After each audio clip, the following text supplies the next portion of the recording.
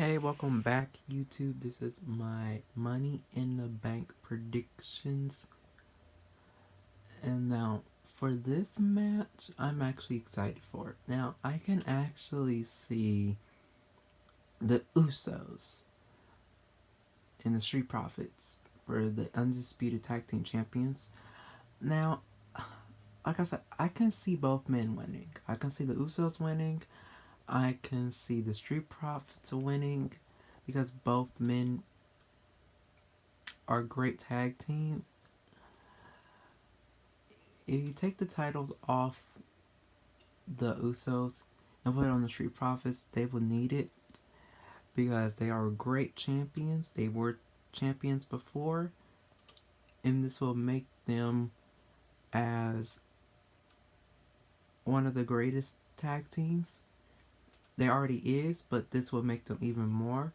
And the Usos, if they win, it'll make them have a more dominant reign. And plus, if they don't want to take them off, if WWE doesn't want to take the titles off of the Usos because of Roman, that could be another reason why they have the titles. So, I feel like this match will be a good match. Nobody would lose. It will be a great match because both teams are great. So, like I said, both men can win. May the best tag team win. And I'm actually really excited for this match.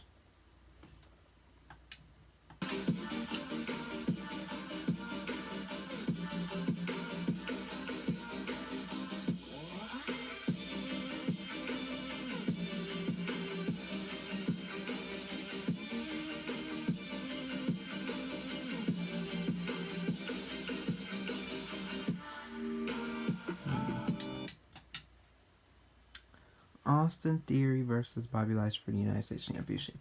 I'm actually looking forward for this match. I used to have mixed feelings about this match, but now since that Gauntlet match, I saw a little bit what their match is going to look like, and then when Bobby did that very cool reversal pin up on Austin, I was like, whoa, okay, that was cool. I don't like Bobby, but that was cool.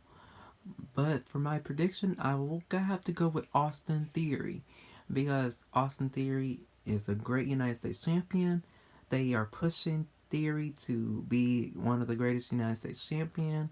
And if they want him to have a more dominant reign until he faces John Cena at SummerSlam, which I think it's going to happen, he needs to keep having wins on his column under his belt. So when he faced John Cena, he could say, I beat Bobby. That's something that you couldn't do in your career, or something that you did do, and I did it better. And it was for the United States champion, and if Theory do lose, I don't want to see that. But if he do lose, more likely John Cena will win that match, or Theory, if they make it a singles match, or if WWE wants to still make it a United States Championship match. And then possibly, because this is all just building up. This match is kind of, I wouldn't say a stepping stone, but it's a stepping stone for Austin Theory for John Cena. This is basically getting him ready for John Cena. So, my final prediction is Austin Theory, and plus he's one of my favorites. And I don't want him to lose.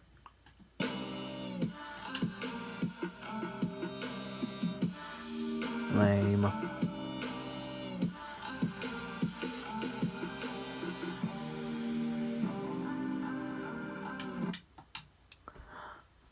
The women's Money in the Bank ladder match.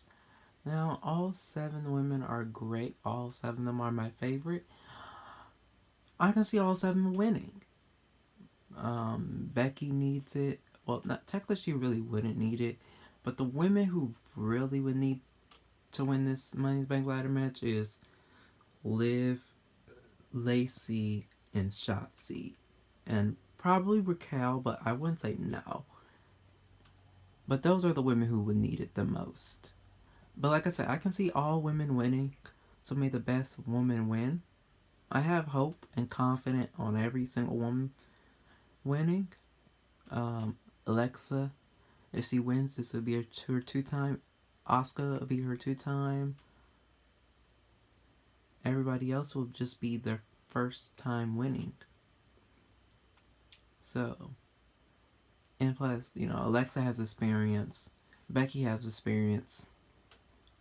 Asuka has experience. So, and Lacey has experience. And then Liv has the experience. So, oh, and Shotzi, she has experience with ladder matches. So, the experience is good in this match. So, like I said, I can see all women winning. And I wouldn't be mad if any of these women won. Because, like I said, I like all of them, and all of them are my favorite. And I can see them. Now, I can see something if they do a swerve, like have Bayley come back and win. Or a Charlotte Flair. I wouldn't be surprised if they do that. I love Charlotte, but Charlotte wouldn't need it. Or I wouldn't be surprised if they do a Zelina Vega or Queen Zelina. But I wouldn't be surprised if they do that. And if they do that, more likely it's always the surprise returns always wins their matches, and it always wins the Money in the Bank. Look at Brock in 2019.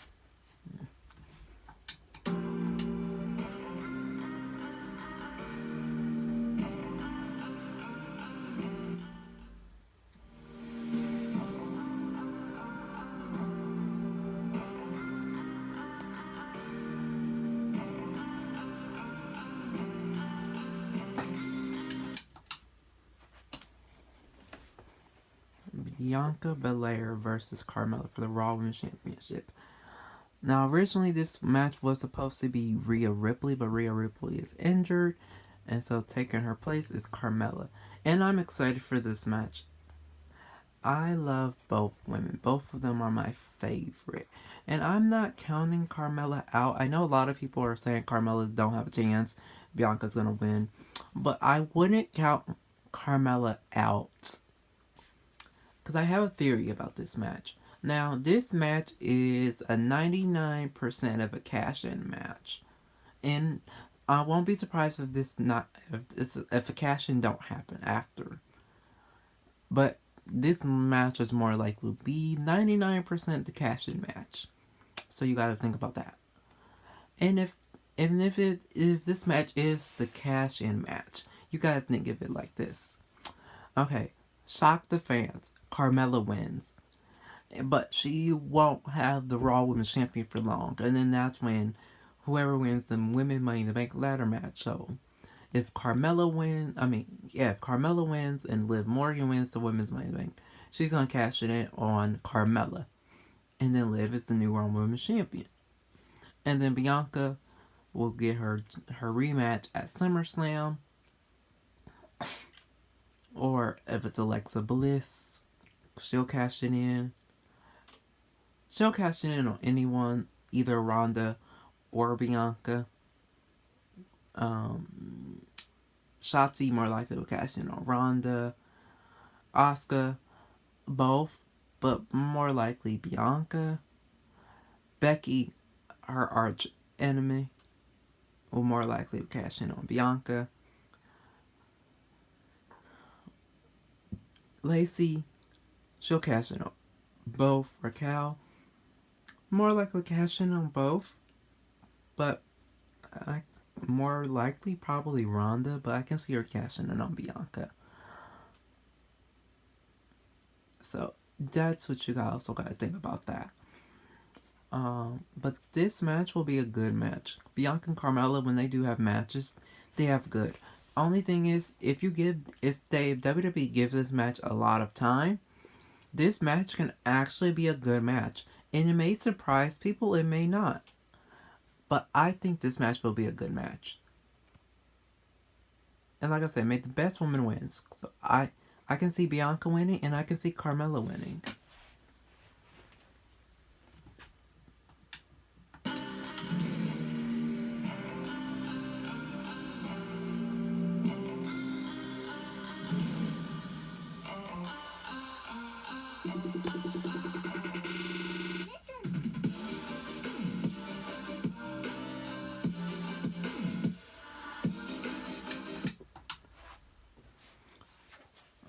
Ronda Rousey versus Natalya for the SmackDown Women's Championship. I'm actually excited for this match.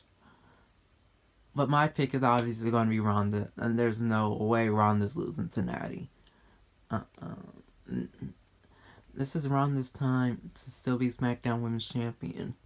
If Ronda do lose her SmackDown Women's Champion, she's more likely going to lose to someone like Charlotte, a Bayley, one of the women's who's cashing in her Money in the Bank. You know, women, somebody who's a credible, like someone who can beat Ronda and it won't look wrong. Ronda won't look bad. If Ronda loses to Natalya, that's gonna make her look bad. Natty, I don't know if Natty's gonna tap out or get pinned, but I know that she won't win this match. And if she does, it's probably gonna be by a count out or disqualification. But she won't actually pin or get Ronda to submit. So, and Ronda's also my favorite. So I can't really see her losing. This match will be a good match.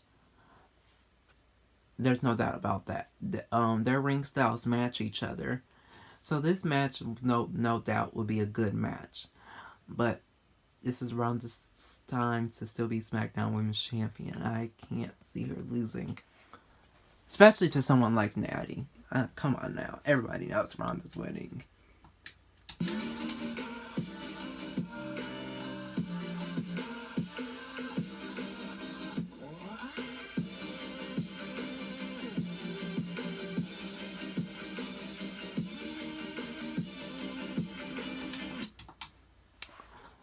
The men's Money in the Bank ladder match. Now, this match, I'm excited for. You have one more person left. I don't know who that person will be. I think it could be AJ Styles or a surprising Cody Rhodes or anybody. It can be anybody really. Now, I wouldn't be surprised if it's like Cody Rhodes. I wouldn't be surprised if it's like Randy Orton or somebody. Or somebody on SmackDown, like Ridge Holland or Kofi Kingston, or even like Angel Garza or Humberto. Somebody. Now, Omos, I have mixed feelings about him. I like him and I don't like him. Now, him winning this Money in the Bank ladder match, my confidence on him it's very low, but I can see it. Like, if WWE wants him to have that contract, I can see it. Now, will he successfully cash in? I think he'll more likely to cash in on Brock, not Roman, because they don't want Roman to look bad. But Brock, it won't hurt Brock as much as Roman.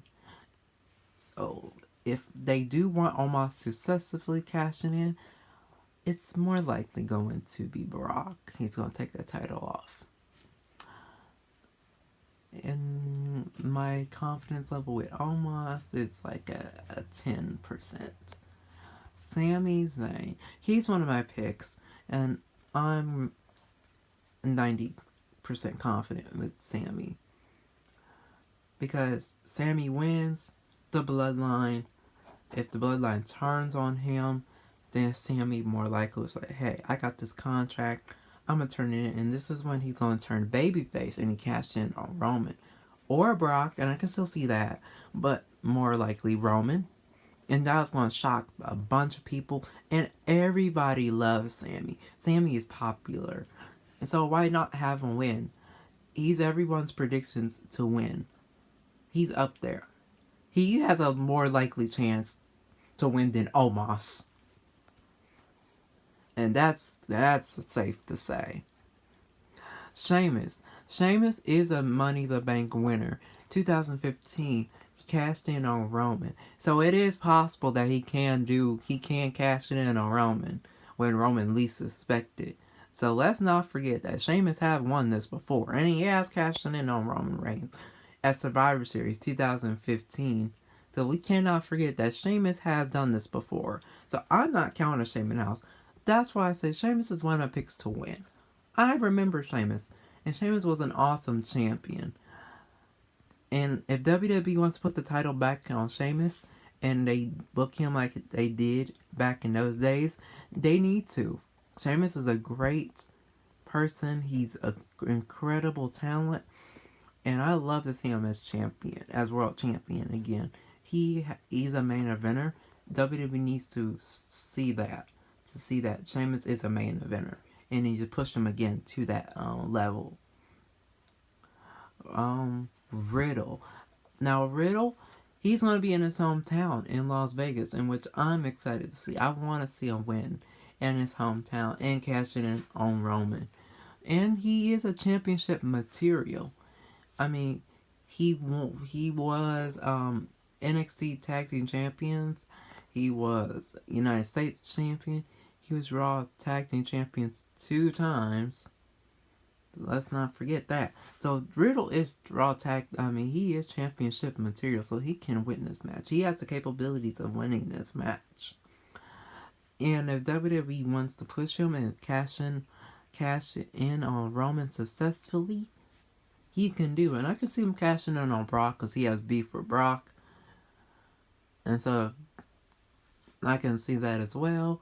But more likely, we want to push him to beat Roman, to add that to his legacy. Now, Drew McIntyre, if he wins, and my pick with him is like 98% confident with Drew. His cash in, it'll be more of like an announce, and he'll announce his for Clash at the Castle to make his match official. So his is going to be announced. Now I can see him being opportunistic, but his more likely will be announced and be a Clash at the Castle.